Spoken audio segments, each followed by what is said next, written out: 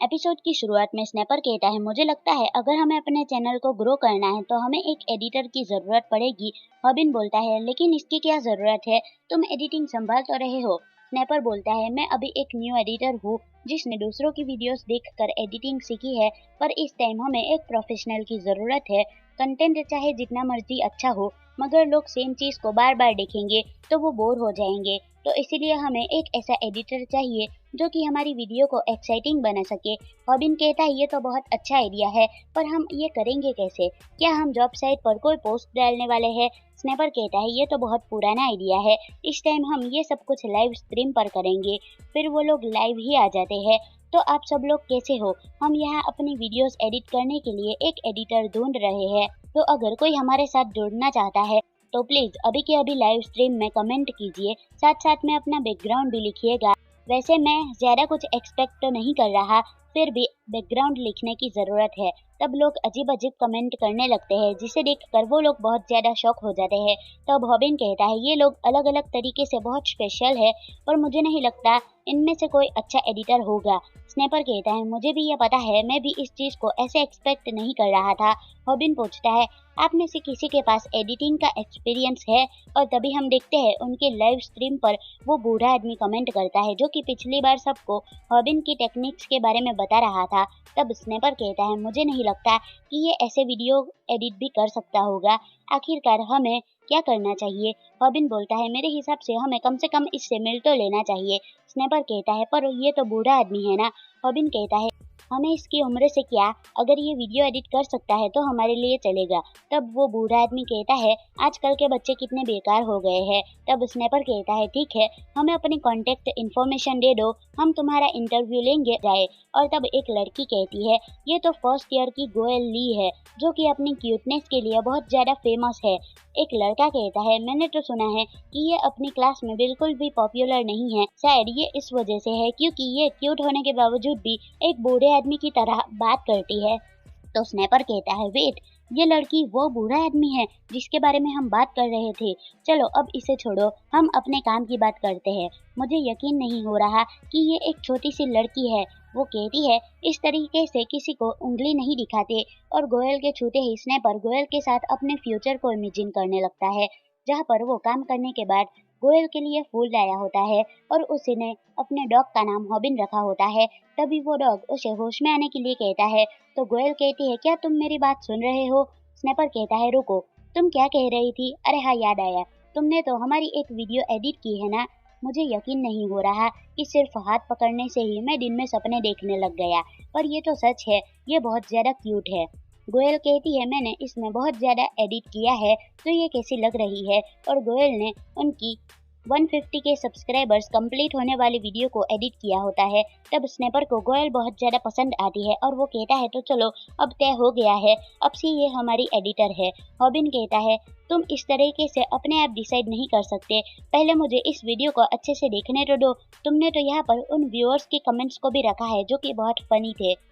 गोयल कहती है, funny comments viral hit का बेस्ट पार्ट है, तो इसलिए मुझे एडिट तो करना ही था। रॉबिन कहता है, एडिटिंग सच में बहुत इम्पोर्टेंट होती है, ये तो बहुत कमाल की है, पर इसमें अभी भी कुछ कमी है, जिस वजह से मैं ये डिसाइड नहीं कर पा रहा हूँ कि मुझे इसे हायर करना भी चाहिए या नहीं। क्या तुम्हें एडिटिंग करने में कोई प्रॉब्लम आई? गोयल कहती है, मुझे इस पार्ट में एडिटिंग करने में थोड़ी प्रॉब्लम आई। और तब गोयल वो पल याद करती है जब उसे रॉबिन की हिम्मत देखकर बहुत अच्छा लगा था। तब गोयल कहती है, तो चलो फिर साथ में काम किया जाए। और वो लोग इसके बारे में यूट्यूब पर भी बता देते हैं। और इधर बोमी सोचती है, उसके पास यूट्यूब पर काम करने का वक्त है, पर वो मुझसे बात नहीं कर सकता क्या? क्या अब वो मुझसे कभी बात नहीं करेगा? कम से कम उसे मेरा फोन तो उठा लेना चाहिए था ना। तभी बोमी देखती है, एक आर्केड स्टोर के बाहर बहुत ज्यादा भीड़ लगी होती है। तब वो अंदर का नजारा देखकर शॉक हो जाती है। हम देखते हैं एक लड़के ने वहाँ पर बहुत सारे लड़कों को पीटा होता है। तभी एक आदमी आकर कहता है, ओए लड़के, क्या ये तुमने किया है? तब वो लड़का कहता है मैं गेम हार गया, क्या तुम्हारे पास 100 येन है? तब स्नैपर कहता है ये तेयोन सेयोंग है जो कि गैंगबुक हाई स्कूल से है। ये एक एमएमए फाइटर है या फिर पुराना फाइटर कह सकते हैं, क्योंकि ये बहुत ज़्यादा प्रॉब्लम खड़ी करता है तो इसीलिए उसे निकाल दिया गया है। इसके बारे में बहुत सारी अफवाहें फैल रही है। लोगों का कहना है कि गैंगबुक हाई स्कूल में सभी लोगों को कम से कोशिश करते हैं। किसी ने एक बार एक्सपेरिमेंट किया था जिसमें कुछ मार्शल आर्टिस्ट ने मिलकर अपनी किक्स की स्पीड पावर चेक की थी। मुए थाई की मैक्सिमम स्पीड 209 किमी पर आवर थी और उसकी पावर 635 केजी थी। कपोरिया की maximum speed 160 kilometre per hour थी, उसकी पावर 816 किलो थी और टेकवोंडो की मैक्सिमम स्पीड 219 किमी पर आवर थी। टेकवोंडो तो अब वर्ल्ड फेमस हो चुका है। बहुत सारे एमएमए फाइटर्स टेकवोंडो की टेक्निक को यूज करते हैं। टेकवोंडो एक सुपर मूव है जिससे प्रो फाइटर्स भी डरते हैं। ये बहुत ज्यादा फास्ट, पावरफुल और एक्यूरेट है। इसीलिए ये एक ऐसा मूव है जिसमें आप एनिमी को पीठ दिखा सकते हो और उस मूव का नाम बैक किक है। तो हॉबिन कहता है अच्छी बात है कि लोग हमें इंफॉर्मेशन दे रहे हैं और ये कोई मामूली गुंडा नहीं है बल्कि ये एक प्रोफेशनल फाइटर है। आखिरकार इतने खतरनाक मॉन्स्टर के सामने मैं क्या ही कर लूंगा, हम कोई चैलेंज नहीं कर सकते क्या? स्नैपर कहता है तुम अपने व्यूअर्स को ऐसे ही धोखा दे दोगे। उस वक्त मुझे यकीन नहीं है कि वो स्ट्रेटेजी जिसमें मैं जीत सकता हूँ वो मेरे बहुत ही ज्यादा करीब है। तब यह हॉबिन को एक पर्सन ताह्योन के बारे में बता रहा होता है कि ताह्योन गैंगबुक हाई स्कूल का डेविल है। ये एक ऐसा साइकोपैथ है जिससे पूरा स्कूल डरता है। ये पहले बहुत ही फेमस टेकवोंडो प्रैक्टिशनर था पर किसी वजह से उसने वो छोड़ दिया। इसे जो पसंद आता था उसे वो पाकर ही रहता था, चाहे वो कोई भी चीज हो। ये एक ऐसा इंसान है जो कि कोई गुंडा होता है, तुम इसलिए कह सकते हो क्योंकि तुम उसके बारे में कुछ नहीं जानते। लोग इसे इसलिए डेविल कहते हैं क्योंकि ये आपके फ्रेंड को कब्जे में ले लेता है ताकि वो चीज हासिल कर सके जो वो चाहता है। तेयुन वो चीज नहीं चाहता जो वो छीन रहा होता है, बल्कि असलियत में बस उसे लोगों के फ्रेंड्स को मार खाता हुआ देखकर बहुत अच्छा लगता है ताकि वो उनके दिलों में कमजोरी और शर्म भर सके। तो हॉबिन कहता है मैं इसे और नहीं पढ़ सकता, आखिर मैं ऐसे इंसान के साथ कैसे लड़ूंगा? मुझे सच में बहुत ज्यादा डर लग रहा है, वो तो मेरे सिर से भी ऊपर किक मार सकता है। स्नैपर कहता है तो हम इस तरह अपने व्यूअर्स से किया हुआ प्रॉमिस नहीं तोड़ सकते। हॉबिन कहता है मैंने ये कहा था कि मैं गुंडों से लड़ूंगा और मैंने ये नहीं कहा था कि मैं एक प्रो मार्शल आर्टिस्ट से लड़ूंगा।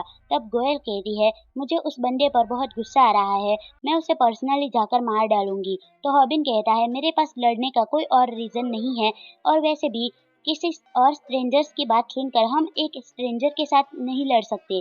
तब यहाँ पर हम देखते हैं तेयोन ने जिन लोगों को मारा होता है उनके कुछ फ्रेंड्स तेयोन को मारने आते हैं और तभी तेयोन उस एक बंदे को जोरदार लात मारता है और कहता है क्या तुम्हारे पास 100 येन है? मुझे अभी आर्केड गेम खेलने के लिए जाना है।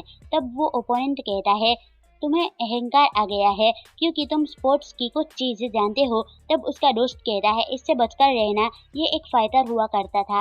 वो कहता है ये सच में एक मजाक है और वैसे भी टेकवोंडो कोई रियल मार्शल आर्ट नहीं है, ये तो बस बच्चों का खेल है। तब वो तेयोन पर हमला कर देता है।